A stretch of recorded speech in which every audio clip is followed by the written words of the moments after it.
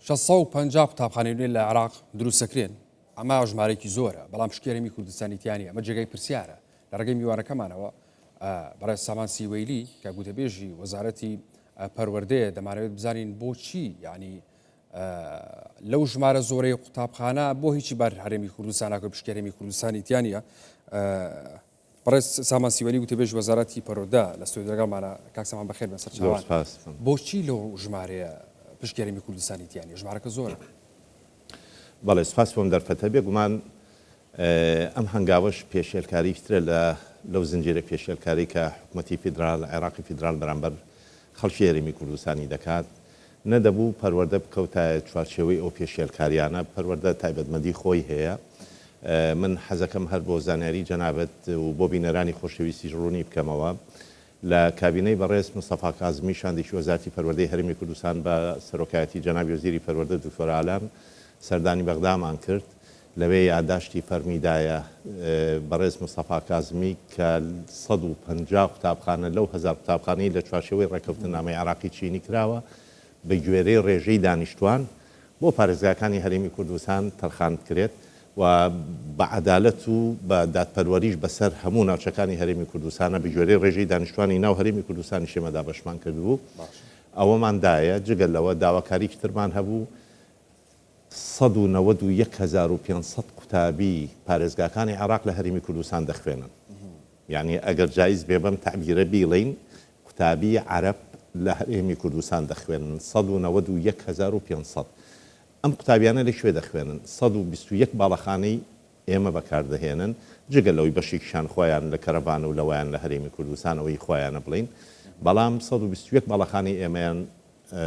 بەکارهێنا ئەو هەتا کۆم ساتە وەختە یەکێکتر لە داواکاری شاندەکەی ئێمە کە بە سەرۆکاتی جەنابی وەزیر بوو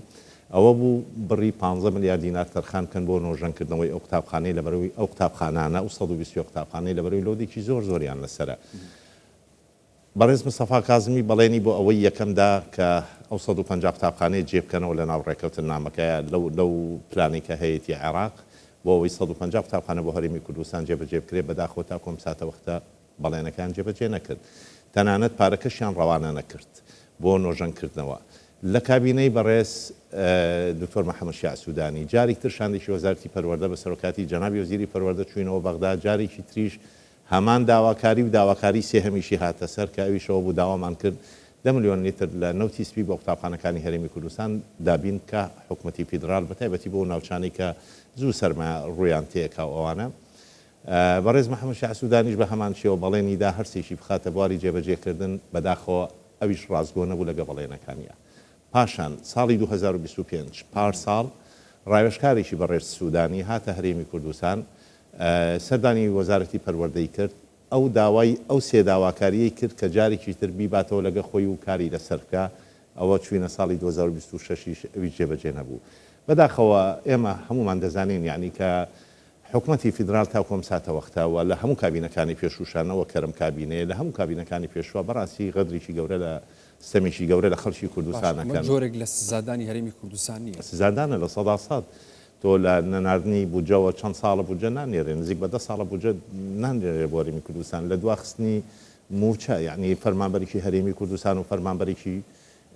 پارێزگاکانی دیکەی عێراق چ جیاوازێکی هەیە بۆچی ئەبێ ئێمە چاوەڕێ بکەین هەتاکو ئەوان هەموو پارێزگاکانی یاخود هەموو وەزارەتەکانیوان موچەوەردەگرن ئەو جایی ئێمە دەست پێ بکات چ جیاوازیەکمان هەیە جگەل لەوە لە پاری جوتیا گەرمی جوتیارانە لە زۆر شتی ترا کە بەداخەوە ئەوان بە هیچ جۆرێک ئێمە بە هاوڵاتی عێراقی حساب ناکەن لە ڕاستیە چونکە ئەگە هەر حکوومەتێک هاوڵاتی بە هاوڵاتی خۆی بزانێ بەو جۆرە جیاوازی پلە دوو پلەسەی ناکەنەوە بەداخشەوە ینی لە بابەتی ئەم دەستکاریکردنی ئامارە ئەمە دوا پێشێلکاریە کە پێشێلکاریی زۆر مەترسیدارەوە بەڕاستی بەڕێز ئەنجومەنی وەزیرانی هەرێمی کوردستان لە کۆبوونەوەی دوێنەیە ئەو بڕیارەی ئەوانی ڕەت کردوتەوە و حەقیشە ینی هەموو نوێنەرانی هەرێمی کوردستان لە بەغدا ئەوان بەتوندی بەڕاستی بێنە سەر هێڵ بۆ ئەم بابەتەوە جەماوەری کوردستانیش بەڕاستی حەق کەس قبوڵی نەکا ئەمە غەدرێکی یەکجار گەورەیە یعنی دوای ئەوەی کە وەزارەتی ئاماری حکوومەتی فیدرال و وەزارەتی پلاندانانی ئێمە بڵێن وەزارەتی هەردوو وەزارەتی پلاندانان پێکەوە و لە ژێر چاودێری ئەواندا بۆ کەم ئامارە کراوە ئەمە شتێک نییە هەرێمی کوردستان خۆی ڕقمێک بدا بە حکوومەتی فیدرال بڵێ کاکە من ڕێژەی دانیشتوانم ئەوەندەیە ئەمانە هاتوون ڕوپێوی کراوە ماڵ بە ماڵ ئامار وەرگیراوە تعداد کراوە و دەرکەوتووە ئێمە ڕێژەی لە 14.1 ئەی خێرە ئێستا پێمان دەڵێ دەمان گەڕێنێتەوە بۆ 15 ساڵ پێش ئێستا ئەی ئەمە پێشێلکاری نەبێت چییە ئەمە ستەم نەبێت چییە ئەمە غەدر نەبێت چییە بۆیە بەڕاستی حەقا هەموو گەلی کوردستان تێکڕا ئەمە بە تایبەتی ئەمە ڕەت کاتەوە و بابەتی نوێنەرانیشمان بەڕاستی بێ بەتوندی ئەم بابەتە ڕەتکەنەوە و لەسەر ئاستی باڵاش خۆشبەختانە جەنابی سەرۆکی حکوومەت خۆیان هەڵوێستی زۆر ئەویان هەبوو لەم بابەتە سەرڕای قیرانەکان سەرڕای ئەو دۆخابووری هەیە سەرڕای و سزادانە سەرڕایەوەی کە عێراق یارمەتی هیچ هەرێمی کوردستانادا لە کردی پەروەردە حکوومەت یارمەتی کوردستان بۆ کردی پەروەردە چی کرد حکوومەت یارمەتی کوردستان یعنی حکوومەتی خۆمانە حکوومەتێکە کە دڵسۆزە بۆ دام و دەستگاکانی خۆی بۆ خەڵکەکەی خۆی ئێمە باسی پەروەردە بکەین بەڕاستی بە سوپاسەوە وێڕای ئەو قەیرانەی کە فەرز کراوە لەسەر هەرێمی کوردستان قەیرانی دارایی و نەناردنی بەشە بودجەی هەرێمی کوردستان بەڵام تەنها لە کابینەیەوەدا ئێمە 247 باڵەخانەی قوتابخانەمان بە خۆمان دروست کردووە خۆ ئەگەر بە هەتای و چاوەڕێی حکوومەتی فیدراڵمان کردایە ئەوە ئێستا ڕەنگە بەشێکی زۆر لە قوتابیان ئێمە بێجێگە و بێڕێگا بوون تەنها لەم کابینەیە سەر و 2100 قوتابخانە نۆژەن کراوەتەوە تەنها لەم کابینەیە ئێمە ساڵانە کتێبی نوێی خوێندن چاپ دەکەین بەس ساڵی 2025-26 بۆ ئەم ساڵی ڕابردوو 22 میلیۆن کتێب چاپ کراوە جگەل لەوەی کە هەموو خزمەت گوزارەکانمان کردو بە دیجیتاڵی جگەل لەوە کە خوێندنی دەرەوەی وڵاتیش ئێستا ئێمە جگەل لەوەی کە نزیک بە 2 میلیۆن قوتابی بە خوێندنی حکومی و ناحکومی کە لە هەرێمی کوردستان دەخوێنن نزیک سەر و ملیۆنی 4 بەس قوتابی حکومیمان هەیە نزیک 150,000 بەس قوتابی ناحکومیمان هەیە وێڕای ئەمانش حکوومەتی هەرێمی کوردستان و وەزارەتی پەروەردە بە پاڵپشتی خودی جەنابی سەرۆکی حکوومەتی هەرێمی کوردستان ڕێزار کاک مەسعود بارزانی ئێمە پاڵپشتی خوێندنی کوردی لە دەرەوەی وڵاتیش دەکەین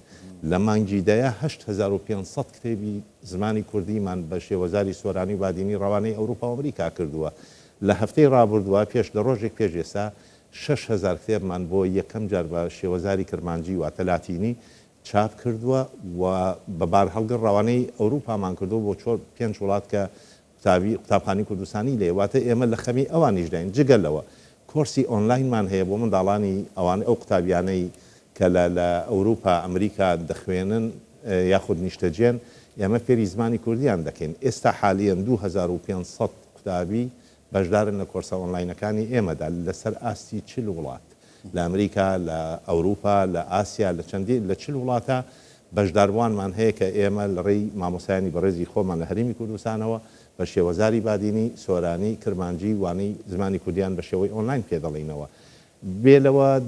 جەنابی سەرۆکی حکوومەت و کابینەینەوە هەم پێداویستەکانی قوتابخانەکانی بۆ ئێمە دابین کردووە چەندین جار وەج بە گوژمەی گەورە 10 میلیارد دینار 20 میلیارد دینار لە ڕەحلە لە وایتبۆرد لە داتاشۆ لە کۆمپیوتەر لاپتۆپ یعنی تەنکی سەربان هەموو پێداویستەکانی ناو قوتابخانەکان کڕاوە و بەردەوام دەکڕێت یعنی ئامێری فێرنکەرەوەی ئەوەیە جگەل لەوە ساڵانە لە وەرزی زستانە پێش هاتنی وەرزی زستان 8 میلیۆن و نیو لیتر بۆ 9 میلیۆن لیتر نەوت دابین دەکرێت هەمووی ڕەوانەی ناوچەکان دەکرێت بە گوێرەی شوێنی جوگرافی شوێنە سەرماکان زووتر بۆیان ڕەوانە دەکرێت بەراورد بە سنتەری شارەکان و ئەم هەموو خولی ڕاهێنانانە بۆ مامۆستا کراوەتەوە و ئەتوانم بڵێم ئەوەی لە کابینەی نۆهەما بۆ کەرتی پەروەردەکرا بەڕاستی لە ڕابردوودا بە هیچ جۆرێک بەو ئاستە نەکراوە بە حەقیقەت و پاڵپشتێکی تەواوی خودی جەنابی سەرۆکی حکوومەت بۆ کەرتی پەروەردە زامن بووە لە کابینەی نۆهەما و ئومێدیش دەکەین و ئەوە دڵنیاشینەوە کە ئینشاڵڵا لە کابینەی دێشدا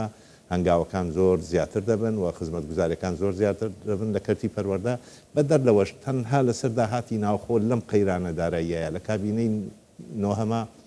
ئێمە نزیکەی 38,000 مامۆستای وانە بێژمان کراوەتە گرێبەست لەسەر داهاتی ناوخۆ 5,088 مامۆستای گرێبەستیشمان بۆتە هەمیشەیی تەنها لەسەر داهاتی ناوخۆواتە نزیک 43,000 کەس تەنها لە کابینەینەوە مامۆستا بۆ وەزارەتی پەروەردە دامەزراوە کە ئەمە تەنانەت ناویان لە لیستی لەو لیستی موچانەیان نییە کە دەچێت لە بەغداوە پارە دێت مانگانە کە بەداخەوە چەند جاریوای لە مانگیش دوا دەکەوێت بەڵکو لە داهاتی ناوخۆ ئەمە بەڵگەن ینی چەندین بەڵگەی ترمان هەیە کە پاڵپشتی کابینەینەوە هەم بۆ کەرتی پەروەردە کراوە باشە هەرێمی کوردستان پێویستی بە چەند قوتابخانەی نوێ هەیە کە دروست بکرێت ئێمە تەوان جەنابەت دەزانی ساڵ بە ساڵ ژماری دانیشتوان خۆشبەختانە لە زیادبوونایە لە هەرێمی کوردستانە جگە لەوە ڕێژەیەکی زۆر لە پەنابەر لێرەیە یعنی ئێستا ئێمە نزیکەی 45,000 بەس پەنابەری سووریمان هەیە ئەم پەنابەرە سووریانە بە بە پێی پلانێک تێکەڵی قوتابیانی خانەخوێی هەرێمی کوردستان کراون واتە ژمارەکە زۆر زیادی کردووە. ئێستا ئێمە ئەگەر بمانەوێ بۆ ئەوەی کە هەموو قوتابخانەیەکمان ببێتە یەکداوامی لە هەرێمی کوردستان و هیچ کێشەی بینامان نامێنێ پێویستیمان بە 1000 قوتابخانە هەیە لە هەرێمی کوردستان واتە گەر 1000 قوتابخانەی تر بنیاد بنین ئێمە یەک قوتابخانەمان دوو داوامیش نامێنێ کە ئێستا خۆشبەختانە ینی ئەو بەڕێز و تەبێژی وەزارەتی پەروەردەی فیدرال مەسەرەن ئەوان ئێماگامان لێ ئەوان ژمارەیەکی یەکجار زۆر قوتابخانەیان لە خانووی گڵایە لە کەرەبانەیە لە شوێنی زۆر نەشیاوایە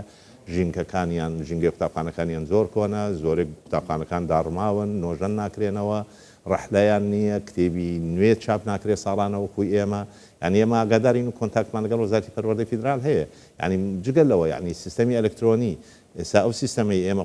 قوتابیانی پێ تاقیکردنەوەی پۆلی 12کەین ئەوان نیانە هەتاکو ئێساون بە سیستەمە قەدیم و کۆنەکە ئەڕۆن بەڕاستی بۆیە ئەوان ینی لە چوارچێوەی سەردان و بەسەرکردنەوەکانە کە دێنە لامان یعنی بەڕاستیەوان زۆر سەرسامی خۆیان دەرەبڕن بۆ سیستەم ئەلکترۆنیکە لە هەرێمی کوردستان هەیە. بەڕێز سامان سیوەلی و تێبێژی وەزارەتی پەروەردە سوپاس بەمەدەبن بەڕێستەکە سپاس بە بەڕێزتان.